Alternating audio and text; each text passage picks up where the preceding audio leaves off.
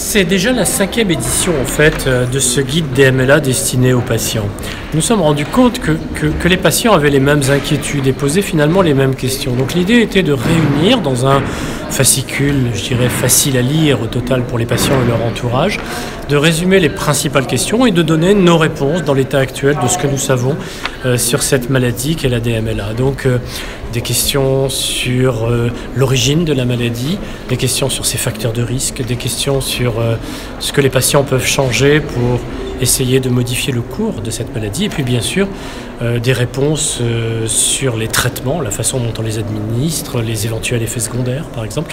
Nous avons essayé de ne rien cacher de ce que nous disons habituellement en consultation. Le fait est que la consultation médicale aujourd'hui est de plus en plus courte. C'est lié au fait que les ophtalmos sont de moins en moins nombreux et que les patients sont de plus en plus nombreux. Donc l'idée n'est pas de remplacer une consultation, mais d'aider à la consultation pour que les patients ayant connaissance un peu de ce que nous savons actuellement, puissent après poser les questions qui les concernent davantage à leur ophtalmologiste traitant. Donc ce guide en fait est destiné aux patients bien sûr eux-mêmes, mais aussi à leur entourage.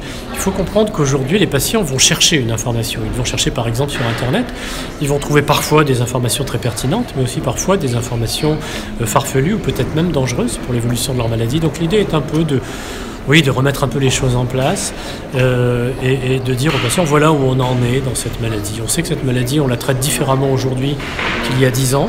Probablement dans 10 ans, on la traitera différemment, mais aujourd'hui, voilà ce qu'on sait et ce qu'on peut faire.